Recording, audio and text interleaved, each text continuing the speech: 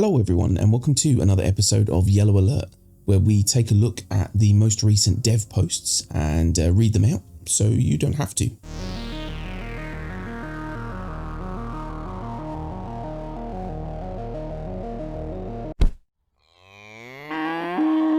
So there's some quite long ones in this particular week, so I'll read them out as best I can. Some of them are very long, so I might gist them as best I can, but I will do the best I can. So let's jump straight in. Okay, so first up, we had a post which was on the live feedback request for keybinds and controls. So this was from Skyfaller at Strikewitch. And it says, I would like to know if this was realistic to ask for, since I don't know how much work it would need, but these are a few things that I desperately wish were available keybind and control wise. Number 1, auto walk for on foot. So every game has auto run, auto walk. We even have it on our ships, cruise control. Why isn't there one for on foot? I have to use voice attack to macro it holding down the W key for me, which works, but then I cannot use text chat while walking. This feature is needed for those with physical issues, arthritis, etc., and to prevent long-term carpal tunnel pains. Number 2, cruise for decoupled. When on a ship, cruise keybind only works in coupled mode. Could decoupled mode get its own version of cruise? That is, when in decoupled, press C and the ship will thrust forward until it is toggled off. Number 3, gravity counter thrust toggle. When on a ship, either in coupled or decoupled mode, pressing the keybind will toggle off the IFCS from thrusting against gravity. Currently decoupled still has VTOL and retro thruster automatically counter thrusting gravity when outside Atmo, but still inside the gravity field of a planet. You can see this in the Carrack. This function would allow both coupled and decoupled pilots to be able to do things like ballistic Atmo re-entry, and for the aerodynamically shaped ships in Atmo to fly more aircraft-like when in coupled mode. Also would save lots of fuel. Number 4, rotation limiter. Ships currently are unable to use low acceleration flight because it murders the rotation rate of the ship as well. Physics dictates it only takes a fraction of the thrust needed to displace a mass to rotate it along its axis. Therefore, the acceleration limiter should not be modifying rotation rate. A separate rotation rate limiter would allow pilots to change their rotation rate to match their needs for low flight speed, atmospheric flight, mining, etc. Even for landing and takeoff, just orienting the ship right and lowering rotation rate to almost zero would allow the player to be able to look around the cockpit with Z and not worry about unintentional input from controllers/sticks. Number 5, VTOL keybind. This keybind currently does not work on ships with fixed VTOLs like Carrack. We should be able to switch off the VTOL thrusters by pressing K on these ships. Number 6, Z free look head movement and F interaction keybind functionality on ships, flight, MFDs and controls. Currently there are 2 issues with each of these which all affect your ability to operate the ship and its controls/MFDs. F interaction keybind related. A, when you try to operate ship MFDs using F, the mouse scroll wheel is tied to zoom in out as well as MFD menu scroll up and down. This makes scrolling a list of items to be a frustrating circus of zoom in and out. B, when you are looking forward at HUD and press F to interact with ship controls, the avatar's face movement is locked from moving until you move the free-floating mouse to the edge of the screen, which causes a very awkward head movement that half the time ends up looking at the wrong spot. And Z free look keybind related. C, Z lacks the ability we see in F mode, and D, Z lacks the ability to rotate the ship. What I think would be a good solution that addresses all these issues: make Z be hold down keybind, not toggle on and off. Important, holding down Z will only enable the avatar's head to be moved. Once it is moved, it will remain where it was pointing, aka releasing Z will not snap back to HUD straightforward view. Alt-Z would toggle your free look mode back to default HUD look forward, aka disables free look and snaps back to the default. Add a zoom in view ability using Alt mouse wheel, so it doesn't interfere with speed limiter nor with the ship's MFD menu scroll capability. Zoom amount would be dependent on helmet used. Eyeball Mark 1 has lowest zoom ability. Give free look the ability to rotate the ship. The rotation rate limiter, if implemented, would allow the pilot to level the ship with the horizon and cut rotations to nothing if he wants to lock rotations out while in free look. This does not mean rotations are enabled while Z is held. It means they will be enabled when Z is released and avatar's head is looking in a direction other than straightforward HUD view. Remove F's ability to move the avatar's head by mousing over the edge, read below as to why. Remove F's ability to zoom in and out, see below. Change F's functionality to be toggle on and off, not to hold the F key. When F is toggled on, any interaction enabled object in view will highlight like it does now. The mouse cursor being detached will then be used to left click on the object. Upon clicking it, the avatar's head/body will center view on it and lock the head view upon it. Walking away breaks this, of course. Right clicking anywhere when the view is locked will unlock it, plus toggle F mode off. When F is toggled on, any interaction enabled object in view will highlight like it does now. The mouse cursor being detached will then be used to left click on the object. So he's got how this will all work together. You are sitting on a ship cockpit. You need to operate the MFD to the left of you. You hold down Z to free look. While Z is held, you move the avatar's head to the left so you can see the MFD. You press F. Mouse cursor free flies on the screen. The MFD is outlined red to show its interaction object. Click the MFD.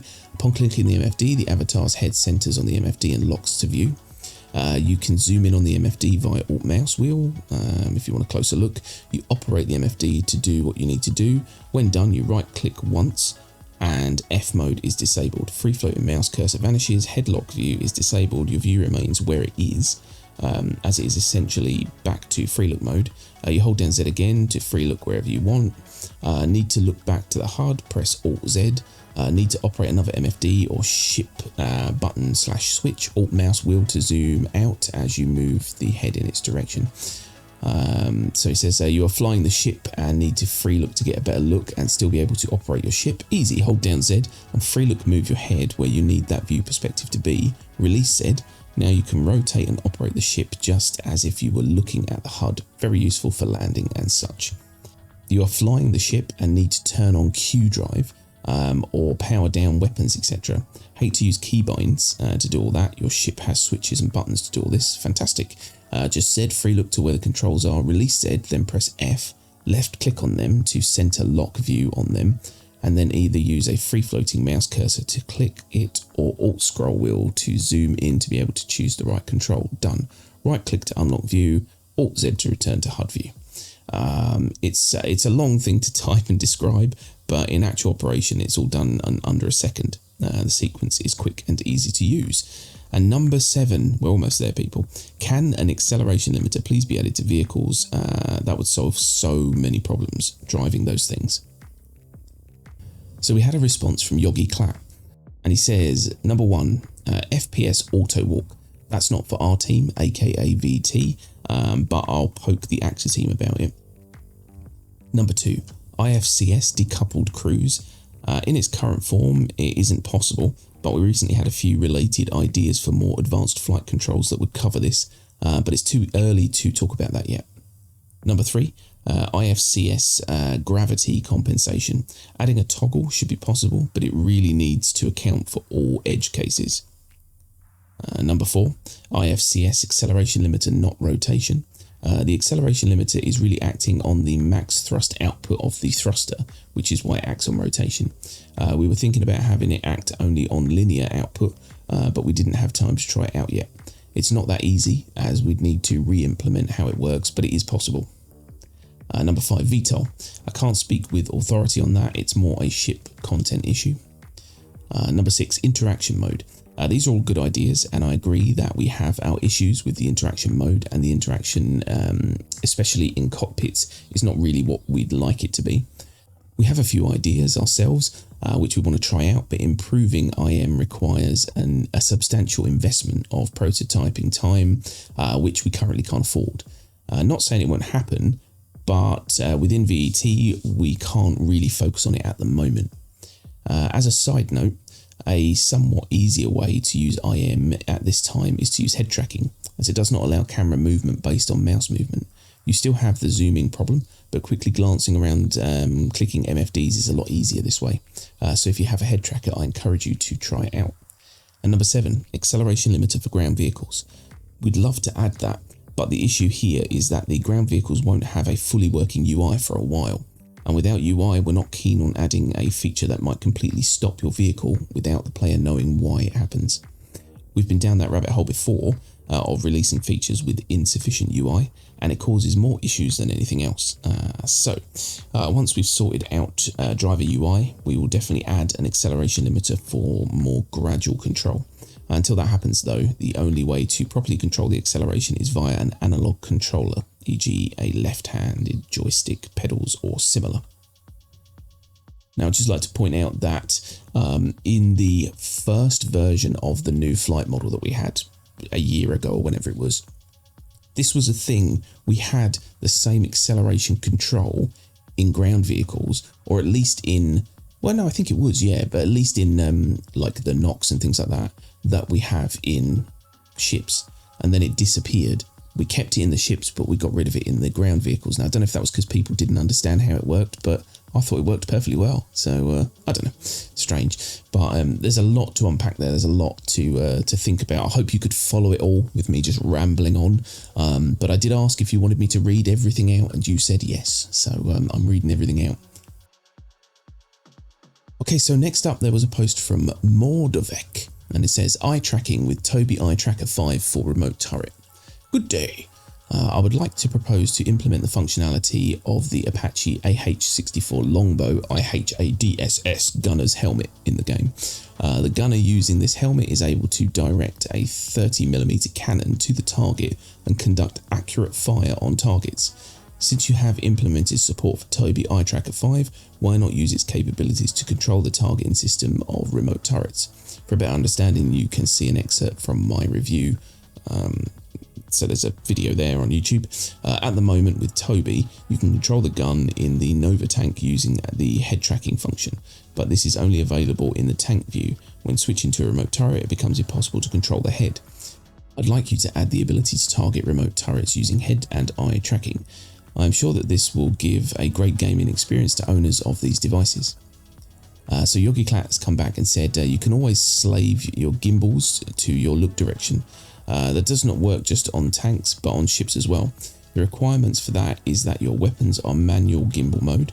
If the guns are not tracking your head, you can press left Alt and G to make the gimbals slave swap between the rotation inputs, VJoy, and the head look direction. The swap is automatically executed when you enter free look, but there are ways in the options to set it up the way you prefer. Other than that, the remote turret view was not really created to be used with head inputs. We could probably find ways to slave it to the head, but the main advantages of the view, being a gyro-stabilized, precise and manual turret control, would get lost by that. So there you go. Okay, so next up we had a post from Adelis, something like that. This is a really long one as well, so bear with me. Redeeming Redeemer layout. Hello, as most of you noticed, we could get our eyes, if not our hands, on a work-in-progress Redeemer in PTU Invictus Fleet Week. Don't write like that, people. Exposition test. And many of you noticed how the current internal layout is made. Even if we can't go in there, the camera can. And many of you, as much as I did, found this layout is very strange and unpractical. So I decided to take a dive into the files and remodeled the interior. And there's a picture there in something to something that I think is more sensible. And I would like all of you to comment on which you would like to get the most. And maybe if we have a strong enough consensus, maybe make CRG reconsider the layout. The ship is still somewhere in between white box and grey box phase, and things can still change. Also, I made sure that not a single piece of the ship has to be made anew. I only rearranged the existing pieces, only a couple of exceptions to that rule, but we'll see later on in the post. So the issue. The existing model, and there's a link there to an image. The habitation quarter is at the entry of the ship on the lower deck. This is unpractical for safety reasons with potential decompression hazards. There is a tiny airlock between that and the ramp, but you can only have 2 or maybe 3 people standing there at most. But most importantly, the 4 drop seats for troops are located on the upper deck above the single ladder to get up and down. This is very unpractical for doing a quick and easy jump out of the ship after a rough landing. Each Marine would have to get one after the other down the ladder and then through the habitation and outside. Not shown in the model, as it is on the port side, I cut off for clarity. The only armoury in the entire ship is comprised of a single rack with 4 rifles, located just on the other side of the ladder on the upper deck.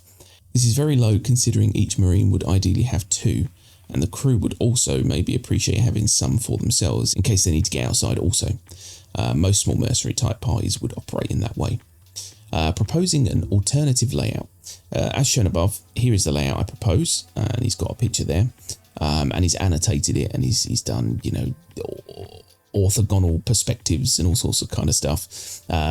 So he says, first I will touch on the method I use to make this that as accurate and exact as possible. To model the interior to proper size, I aligned the lower turret ring.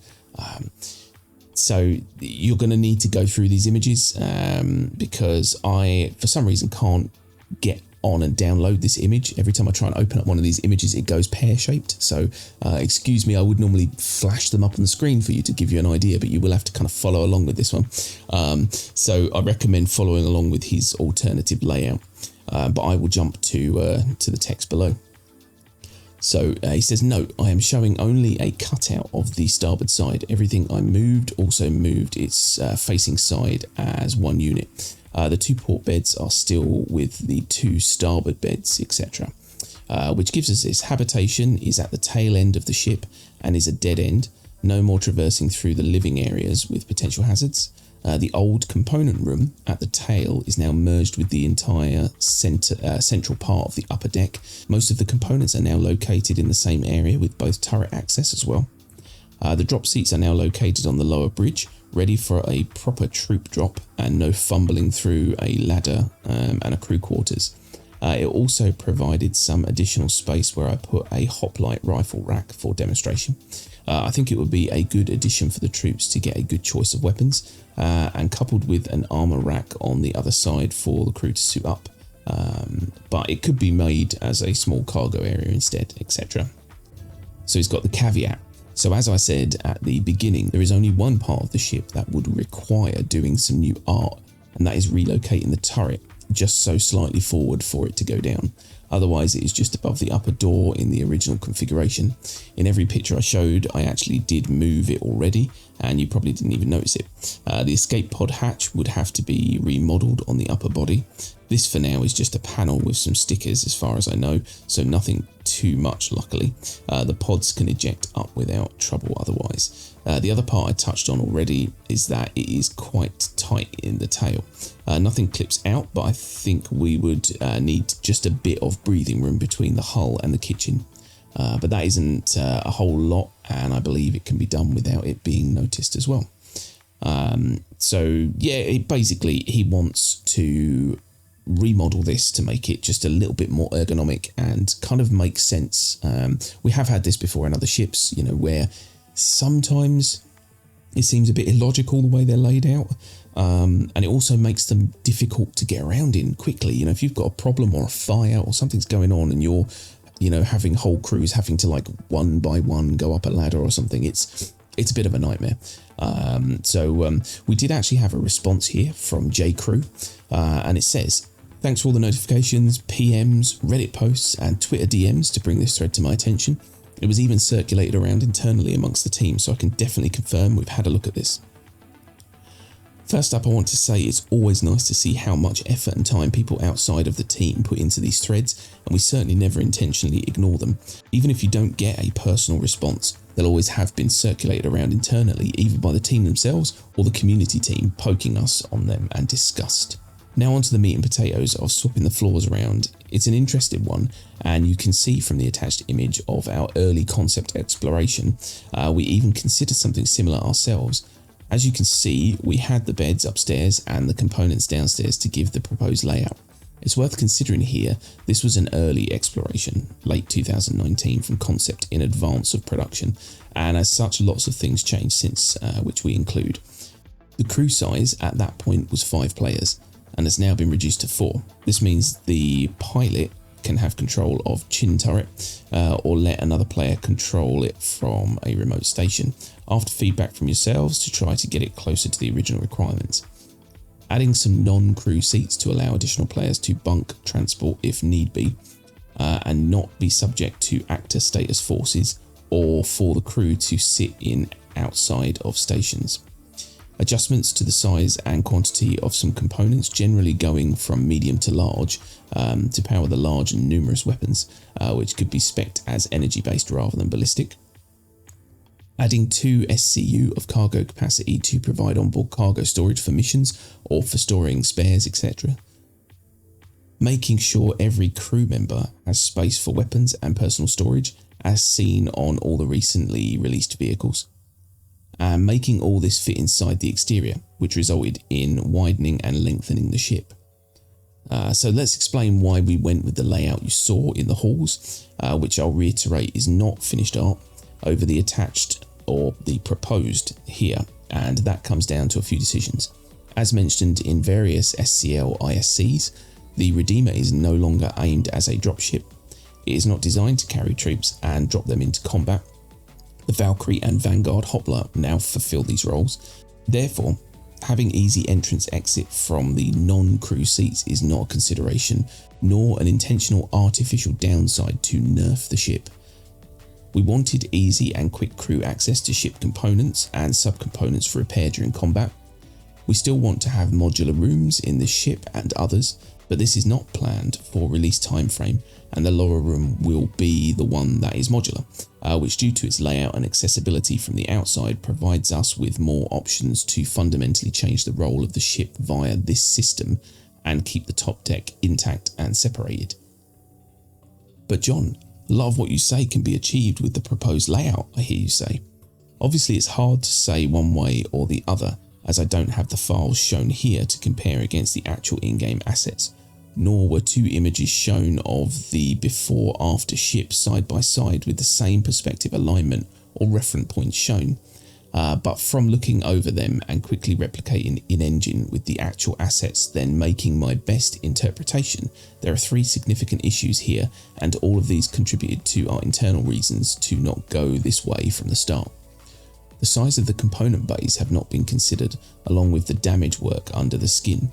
Bringing them forward in the fuselage would necessitate a much larger bump around the upper hull to account for them. You can see, looking at the rear of the existing exterior, a bump that extends from the intakes backwards, and this is solely here to cover the components in the upper rear of the current design. Bringing them forward would mean needing to move that bump almost all the way to the circular shield alignments at the front. The upper man turret is in its current position partly to provide a balanced coverage and also visually to balance it. The Redeemer certainly has some interesting styles, so it can look awkward from some angles. Moving it throws both them off and also requires more exterior changes. From the images, it looks like the upper body and lower body were both increased in length. You can see this particularly relative to the rear ramp, and the current layout already gets quite close to the external mesh, and that's without the full damage work done being spliced in between. Doing the suggested changes would likely make the ship longer and or wider. In addition, the landing gear impinge significantly into the lower deck volume, which I'm not sure are considered here. Lastly, the interior shown in the halls, whilst clearly not finished, it is actually at the end of Grey Box, so pretty much locked down, and as of next week the team will have moved onto finishing it to the same standard as the exterior. So whilst we appreciate the feedback and debate, in this instance we are staying the course with the interior layout. When we come to looking at modules for the ship, something along the lines suggested here would be a strong consideration for the lower deck module, as it takes away the crew facilities and replaces it with drop seats armory, fundamentally altering the role of how the ship could be played, rather than being a minor cosmetic difference. So I think that is a pretty damn good answer. And I think that's the thing you've got to take away from this as well, is that it's very easy to remodel a ship on the interior and move everything around how you think it looks best. But you have to understand the fundamentals of what goes into each one of these components when they put it in as a working component. It has to have all this stuff working around it. So there is a lot more consideration than I think people realise when they're remodelling these ships and going, I just think the kitchen would look nicer at the back. You know, it's not that straightforward. But, I mean, you know, people put so much effort into this, and that's what I love about this game, is that the fact that, you know, someone has spent so much time to come up with a really good idea.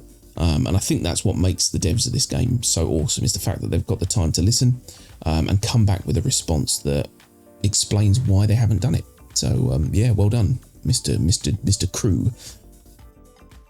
Okay, so next up we have a post from Struble Vader, and it says CIG, huge amount of control buttons necessary during a fight, and it's put at Yogi Clap. I just watched the latest ISC regarding the capacitor gameplay. This looks very interesting and promising. Thank you again for the great work. But it made me think about the number of buttons I already have to memorize and map on my input device. Will there be again a new set of buttons for the capacitor gameplay? I have a Referral HOTAS, which actually offers tons of buttons, but I'm already out of buttons. So maybe CIG should try to set a max button number target for themselves, which can be used during a fight, essentially. So there's quite a bit more to this post, but it's all kind of saying the same thing. He's essentially saying, you know, we're looking like we're going to have to remember 40 to 60 buttons during a fight, which is ridiculous. Probably an exaggeration, but again, it is quite ridiculous. And there are already a lot of buttons to remember, and they do change. So it is convoluted at the moment, but you know, they're developing the game as we speak, so I suppose that's kind of to be expected. But we did get a response from Yogi Clap, and it says, at Struble Vader, yeah, I understand the worries about input complexity, and I would agree that a gamepad or HOTAS setup, like the TM HOTAS X, which I've used a lot in the past, do not have enough buttons to completely support the game at the moment. I am going to mention a couple of things we have planned for later down the line. Number one, at some point, we want to take the time to allow creating custom modifier buttons for sticks. At the moment, the existing modifiers are hard-coded, but it doesn't need to stay that way. It requires some time to do it, and I cannot say when it will happen, but it is tasked up somewhere. Number two, the upcoming operator modes, with the missile operator mode being the first one, actually allows a lot of optimization in terms of input configs. Since some of those operators will be exclusive to each other, using guns and missiles on the same seat is not allowed at the same time. It frees up a lot of buttons, e.g. weapon groups, gimbal modes, swapping lead lag pips, all that kind of stuff. So certain functions can be collapsed to the same buttons on the sticks. Number three, in general, our default bindings for sticks are hopelessly outdated. We'll soon start to update and including profiles that closer match the current range of available sticks. Number four, we're thinking about more combined keys, e.g. for the capacitor controls. You'll have the default needed bindings, but we'll also add a couple of combined bindings that have a different function based on whether you do a tap or long press. Similar combinations can also be created for other functions on a case-by-case basis. As always, I'm open to suggestions here. I hope that somewhat answers the statement. We worry about input complexity and doing our part to improve on that. However, I do not think it's realistic to expect a true parity here. A stick with 90 buttons, of course, offers a lot more flexibility than one with only 12. So I think that's fair. I mean, if you've got a control setup with 12 buttons, you're stuffed, because most games have more than that, and it requires a lot of complexity to have a lot of different combinations to do the things you need to do. So I remember this from way back in the day, using really old flight sticks, for flight sims and stuff. So it's a nightmare. You may have to get used to having a setup that has sticks plus keyboards plus God knows what else. We'll probably need to model our own cockpit to sit in with actual MFDs, but we'll see how it goes. Okay, so last up, we've got a 2 or 3 posts. So these are all based off of the reputation system AMA. So basically, they asked, do you have any questions regarding the reputation system? And let us know, blah, blah, blah. And we have picked out 3, which I think are quite useful, quite interesting, we'll call them. So the first one was from Bad Lieutenant, and it says, will some ships be locked behind a reputation wall so that you need a specific amount of positive reputation with a company or organization to be able to buy it? If yes, what happens if one already pledged for that ship? Could they still use the ship right away, or must they also meet the reputation requirements like the one who wants to buy it in-game? Reininger came back and said, we are looking to gate many things in the game, both items as well as ships, behind the reputation system. We have to remember that without a leveling system, reputation is one of our more significant progressions in our game, if not the most. So now that it's in, we will be looking to get this hooked into all forms of reward mechanisms moving forwards. As for what happens with people that already have these ships, you will always have access to these ships through the ASOP. However, what you will likely see as we move forward is that mission content, which will ultimately include large-scale hauling missions, will likely be gated behind reputation and/or org membership. So there was an offshoot question here. Can you expand a bit on org membership? Someone said, I would assume based on their other comments that they're talking about NPC orgs like the Bounty Hunters Guild and the like. And Ranger has come back and said, this is correct. The topic of org membership is not finalised, so I prefer to wait until we can share more concrete plans. But essentially, yeah, that is what he's talking about. So the second question that we had was from Amoral. And it says, can you tell us about reputation system and possible interaction with player orgs? Is it something planned for the near future? Or it's better to temper our hopes for the time being? Thank you. So Storm Knife has come back from CIG and said, we've discussed 2 primary interactions between player orgs and reputation quite heavily. The first is player orgs having a reputation, much like a player can, with other NPC orgs and NPCs. The answer to this one is a resounding yes. Barring unforeseen future complications, the framework we have implemented allows for this, and we plan to do this. The other interaction is allowing for player orgs to set up their own rules for a reputation that players can earn. While the reputation system is built to allow for it, at current we do not plan to do this.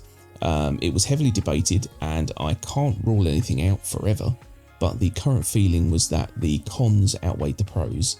Most of the cons revolved around removing or reducing player interactions and community building that we want to encourage. As for the near future part of your question, these are more long-term plans. The best method of tracking our progress on this will be on the public roadmap. It's not currently slated for this year. And lastly, we had a question from Ermager81, and it says, what will happen when we have hundreds of quest givers and companies? Are you already planning a redesign for the app, adding, for example, filters with star systems, planets, etc.? And Storm Knife has come back again and said, yes, we've planned out multiple additional iterations on the Reputation app for when content and systems come online. 2 of the things those future versions would add are filtering system and a sorting system that would allow for grouping similar organizations and contracts together. These would supplement the favorite system that we have in the current implementation, clicking the star to the left of an org contact to sort reputations you want to keep an eye on, basically at the top of your list. So there's quite a lot of information there, a lot to unpack. There was a lot of reading and I've almost lost my voice, yeah, I think it's good, that there's quite a lot to talk about at the moment. So that is pretty much it. I hope you found it informative. I hope you found it interesting, and I hope you didn't mind me waffling on. But if you did like it, don't forget, hit that like button and subscribe for more Star Citizen content. If you want to chat to us or just generally get involved in the community, we do have a Discord, so jump over onto our Discord. Yeah, we're still in a bit of a flux at the moment. Krakow has a new job that unfortunately will take up a bit more of his time, it's kind of hit and miss with me. So we'll see how things go, but we'll do our best to get content out to you. So yeah, that is it. So thanks very much everyone for watching, and we'll see you again soon. Bye bye.